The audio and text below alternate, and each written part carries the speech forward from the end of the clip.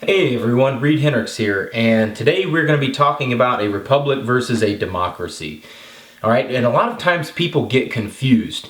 And for example, if you went out and asked a lot of people in this country what form of government the United States was, a lot of people would say democracy. That would not be correct at all. We're a republic. We're a constitutional republic.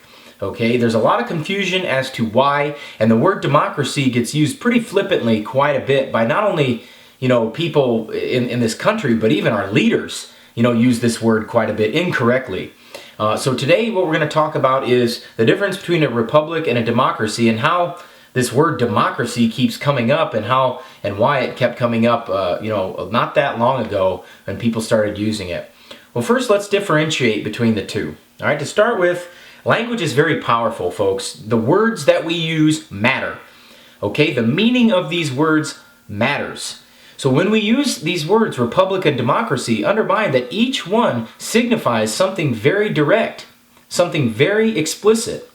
Our founders had a vision of what a republic was, and they also had a vision of what democracy was. And when I'm speaking through their lens. They're the ones that built this country's government after all, and they're the ones that knew what the differences between a democracy and a republic are. So we're going to be talking from their point of view. That's how I like to do things. I like to use their point of view. I like to use their points. I'm going to let the men speak for themselves, and you can draw your own conclusions, okay? If you think you know more than they do, by all means, then write a book or a document that's going to be read in 200 years. Okay, but for right now, we're going to be talking about them. All right, first of all, the difference between a republic and a democracy. Let's start with a republic first. All right, in a republic, we have representatives that are supposed to do the will of the people.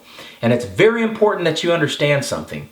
That back then, when the country was formed and the Constitution was ratified, Congress and being in government was not a full-time job. It was considered service. As a matter of fact, George Washington had he'd always ask, what can I do to serve? What more can I do to serve? These people viewed life in government as service. Okay, not a job, not a career, not a way to get more fame and recognition and glory or be on TV all the time. They viewed it as service. Okay, and so we have representatives that did the will. They're supposed to do the will of the people. They lived amongst their constituents. They were back home frequently, and they knew that if they didn't vote the way that their constituents wanted them to do, there was going to be payback. All right, there's going to be a serious backlash, and they most certainly hear about it. All right, so first and foremost, we have representatives in a republic, people that vote for us because we cannot be involved in every single vote. Okay, it's very tiresome and very burdensome, and most people just don't have the time to do it. So we have representatives that do it for us. Secondly, a republic is based on the rule of law. And when I say the rule of law, I'm talking about laws that are pre-established, that are basically things called natural laws, which means, things that you could do even if there wasn't government. Example, right to life, right to liberty, the right to property, the right of, pursuit of happiness, the right of self-defense. Things that would happen outside of government, things that would happen there. So when we talk about the rule of law, that's what we're talking about here. Republics are based upon the protection of life, liberty, and property. All right, those three things. Okay, that is why we established it. Thomas Jefferson even talks about this in the Declaration of Independence, that this is why governments are instituted amongst men, to protect life, liberty, and the pursuit of happiness, which John Locke would have also thought of as property. Okay. When we talk about republics, they're generally very stable. James Madison and John Adams speak about how stable that they are. They are relatively stable compared to other forms of government. Okay, they are stable. They're much more stable than anything else. History has proven this right. Okay, they're expandable. A republic can be expanded over territory and population. All right, so the larger a country gets territorially, it can expand out there. The more people that a country has coming into it, or through, children being born, it can still be expanded because it's based on representatives, okay? Representatives that represent the people, all right? That's what we have. These are things according to the rule of law, all right? So it's very stable. People know the set rules, at least traditionally in this republic. The rules were well established, well recognized, and well respected, okay? Of course, that changed over time, but when this was set up, that's how it was designed to be. All right, in a democracy, on the other hand, what you have is they have each person that has one vote, and they vote on everything, okay? It's a direct vote. It's very time-consuming, and it's usually in a small scale. Take Athens, for example, back in ancient Greece, so 500 BC or or earlier. What you had is a smaller city, and you had a smaller homogenous group of people, okay, that could do that because they were able to participate. But democracy is not very time efficient at all. Right? You've got to vote one man, one time on every issue that takes place. All right. Generally throughout history, democracies are very unstable. They're marked by instability. Okay, John Adams well versed in the history of the Greeks, as were most of our founding fathers, and he commented frequently on the instability of democracy. And he noted that oftentimes what happened during these democracies was that they would eventually come out of this instability towards tyranny, and the only stabilizing factor was a dictator or a group of dictators, right? In a democracy, you don't really have any preset rights. It's whatever anyone votes on it to be. Think Animal Farm, when they kept changing the language on the barn. Okay, that's a classic example, okay, of just changing laws as they see fit. All right, democracies, your rights are not secure because there's no established rule of law. What you also have are these arbitrary dictates of the people. One day one thing's legal, the next day something's not. Okay, it just seems to change like the wind or the seas. They just change frequently, right? So what you have is this instability. Democracies are marked by it, okay? And these are very obvious examples that a republic is much more preferable over a democracy to our founders.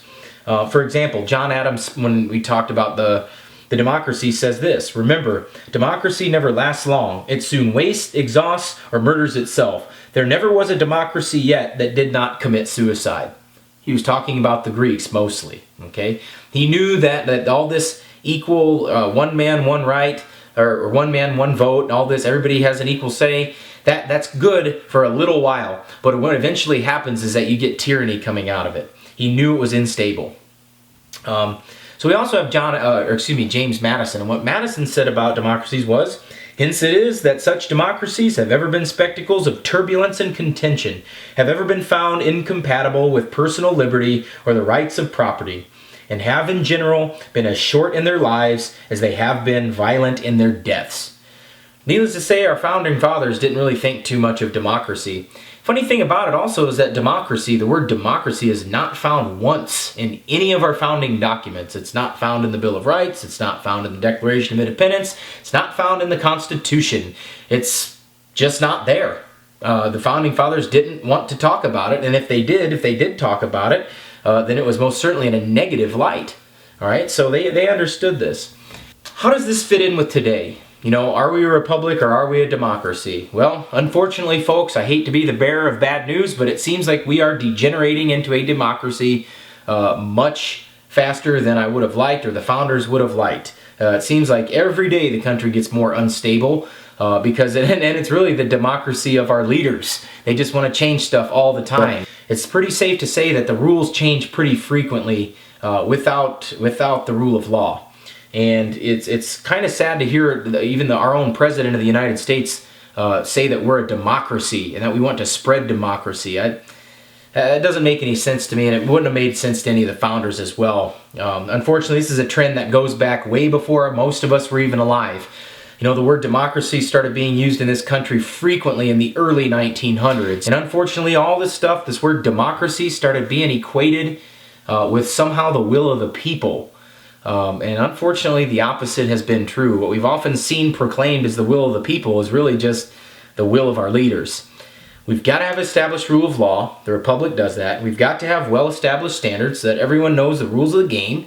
And we've got to have stability in our country. Otherwise, it's just not a good thing. One more quote and I'll end it with James Madison. Okay, James Madison, he thought about this on democracy. Okay? Theoretical politicians who have patronized this species of government, he's talking about democracy, have erroneously supposed that by reducing mankind to a perfect equality in their political rights, they would, at the same time, be perfectly equalized and assimilated with their possessions, opinions, and passions. Don't need to say any more about that. So next time someone says the United States is a democracy, please correct them, kindly, of course. And please remember, folks, the more people that we know and we get to understand the language of words being powerful, we are a constitutional republic. We are not a mob of democracy. Keep that in mind. We're a republic based on the rule of law.